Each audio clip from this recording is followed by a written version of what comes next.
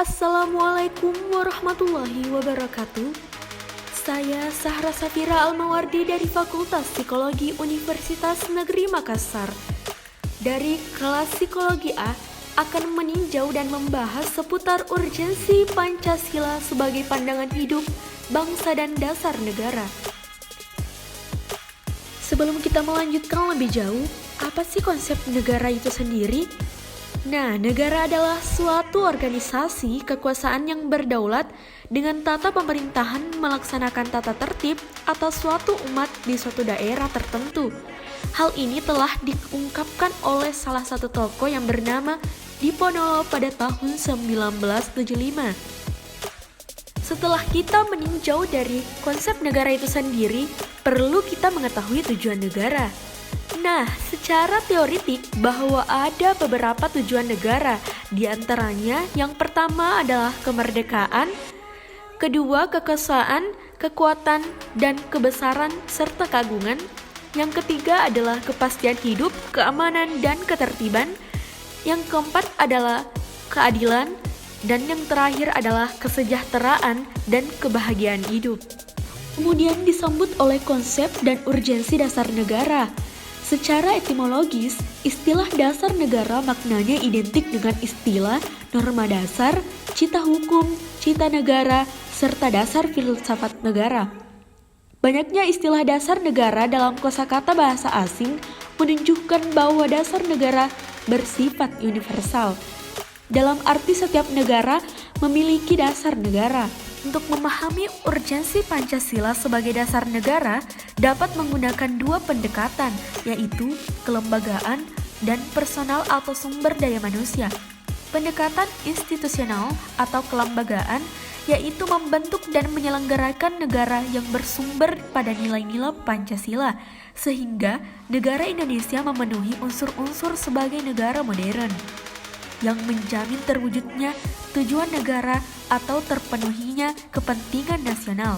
Pancasila sebagai dasar negara mengandung makna bahwa nilai-nilai Pancasila harus menjadi landasan dan pedoman dalam membentuk dan menyelenggarakan negara, termasuk menjadi sumber dan pedoman dalam pembentukan peraturan perundang-undangan. Nah, setelah kita mengetahui bahwa Pancasila sebagai dasar negara, perlu kita juga tahu bahwa Pancasila sebagai pandangan hidup bangsa. Mengapa demikian? Hal itu karena Pancasila sebagai pandangan hidup adalah kristalisasi nilai-nilai yang diyakini kebenarannya dan kesediaan untuk mewujudkan dalam segala perilaku baik kehidupan bermasyarakat, berbangsa, dan bernegara. Bagi bangsa Indonesia, kristalisasi nilai-nilai tersebut terdapat dalam Pancasila yang sebelum dirumuskan pada tanggal 18 Agustus 1945 oleh Panitia Persiapan Kemerdekaan Indonesia atau PPKI. Untuk itu diperlukan pandangan hidup oleh Pancasila dikarenakan untuk mengetahui ke arah mana tujuan yang ingin dicapai oleh bangsa. Yang kedua, untuk memandang setiap masalah yang dihadapi. Yang ketiga, untuk dipakai sebagai pedoman menentukan arah, serta bagaimana bangsa tersebut memecahkan masalah yang timbul. Oleh karenanya, Pancasila sebagai pandangan hidup yang berakar dalam kepribadian bangsa ini diterima sebagai dasar negara yang mengatur kehidupan kenegaraan, walaupun proses perumusannya mengalami perjalanan yang sangat panjang. Akan tetapi pada akhirnya, rumusan terakhir Pancasila yang benar dan berlaku sampai sekarang tercantum dalam pembukaan Undang-Undang Dasar 1945 yang berbunyi ketuhanan yang Maha Esa, kemanusiaan yang adil dan beradab, persatuan Indonesia, kerakyatan yang dipimpin oleh hikmat kebijaksanaan dalam permusyawaratan perwakilan, serta keadilan sosial bagi seluruh rakyat Indonesia.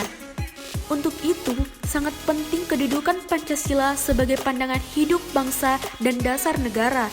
Oleh karenanya, kita sebagai bangsa Indonesia perlu untuk memahami, menghayati, dan mengamalkan Pancasila sebagai aspek yang sangat penting untuk diterapkan dalam segi kehidupan.